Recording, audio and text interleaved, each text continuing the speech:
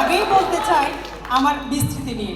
পৃথিবীর সব নদ নদী, সাগর, মহাসাগর, খাল বিল এবং ইয়াংসেকিয়ান থেকে ট্যাম্পস হয়ে সিন্ধু থেকে পদ্মা, সব জায়গায় আমি। তাই পৃথিবীর জিওলজিস্টরা বলেন পৃথিবীর ৭৫% জমিদারি আমার হাতে। যেখানে ৭৫% অধিকারী আমার কাছে, সেখানে কীভাবে নিউট্রিশনিস্ট এবং ডিভিয়ান তারা কীভাবে আমার পাত্রীর যোগ্য দাবিদার হইতে পারে, এটা আমার বুঝে আসে। এরপরে আমি বলতে চাই যে এই যে রাশিয়া ইউক্রেন যুদ্ধ, এটা মূলত কি নিয়ে? মূলত কৃষ্ণ সাগরের অধিকৃতি নিয়ে। এই যে কৃষ্ণ সাগরের অধিকৃতি, এখানেও আছে আমি, ফিশারিজ ওইখানেও, এবং ফিশারিজ সব জায়গায় ৭৫%ই আমি। আমি আমার পাত্রীর জন্য আহরণ করে নিয়ে আসবো সমুদ্র থেকে মণি, মুক্তা, জহরত, হীরা এবং তার সমুদ্র জুয়েলারি পারপাসের যে বিষয়গুলো। এবং আমি এইটাও জানি কিভাবে মুক্ত কালচার করে সেখান থেকে মুক্ত আহরণ করা হয়। আমি এইটার মাধ্যমে আমার পাত্রীর দেহ ভরিয়ে রাখবো এবং আমি আমার পাত্রীকে সুরক্ষিত করে রাখবো সকল অপশক্তির হাত থেকে, যেভাবে শামুক তার নরম খোলসকে শক্ত দেহে আবৃত করে রাখবে।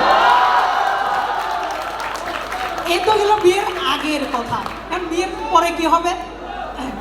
সাংসারিক শান্তি, এই যে ব্যাঘাত, এটা শুরু হয় কি দিয়ে? সামান্য একটা বাজার করতে গিয়ে মাছের যে চেনা না চেনা, এটা দিয়েও শুরু হইতে পারে।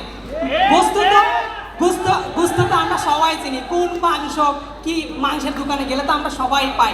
কিন্তু আমার তো খাইতে ইচ্ছে করছে ট্যাংরা। এখন নিউট্রিশনিস্ট এবং ডিভিয়েন্ট তারা তো এই ট্যাংরা মাছই চিনে না, তারা কিভাবে আমার পাত্রীর মন জয় করবে? সেক্ষেত্রে আমি পারিবারিক শান্তি রক্ষায় আমি সেরা। তাই এক কবি বলেছেন, যখন কোনো দুঃখ কষ্টে তুমি আমায় মারতে আসবে সাথে নিয়ে গাছ, তখন তোমার মন ভাঙাতে আনবো কিনে বিশাল ইলিশ মাছ। তোমাকে নিয়ে আমি ঘুরতে যাব ইন্দোনেশিয়ার বালি দ্বীপে, বঙ্গোপসাগরের চুয়াশক নো গ্রাউন্ডে তোমাকে নিয়ে যাব ফিশিং কোর্সে, রিক্রিয়েশনের পারপাসে। জানাই তো সমুদ্র ছাড়া নাকি সৌন্দর্য হয় না, সৌন্দর্যের পূর্ণতা আছে সমুদ্রতেই। আর আমি এবং দুইজনে মিলে আমরা যাব কাপ্তাই নদীতে, চলন মিলে নিকলি হাওরে, সেখানে গিয়ে তোমার মন ভরিয়ে নিয়ে আসবো।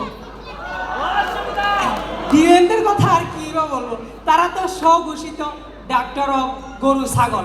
এখন গরু ছাগলের ডাক্তার, তারা তো সারা জীবন গরু এবং ছাগলের চিকিৎসা করতে যাবে, তোমার মনের চিকিৎসা আর তাকে দিয়ে হবে না।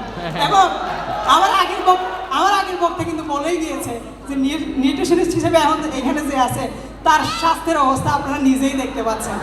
এবং আমার নিজের স্বাস্থ্য খুব বেশি একটু ভালো না, তাই আমি তার কাছে গিয়েছিলাম যে পরামর্শের জন্য। আমি 10-12 বার তার কাছে গিয়ে ব্যর্থ হয়েছি, সে আমার শারীরিক উন্নতির কোনো করতে পারে নাই। তাই আমি সর্বশেষে বলতে চাই, এইসব মোলা ঝুলানো কথাবার্তা বাদ দিয়ে আসো কবিতার ছন্দে বলি। আমি ফিশারিজ পাত্র হিসেবে, তুমি পাত্রী করিও না কোনো ভুল, পাত্র হিসেবে আমি সেরা, আমার নাই কোনো তুল। ধন্যবাদ সবাইকে।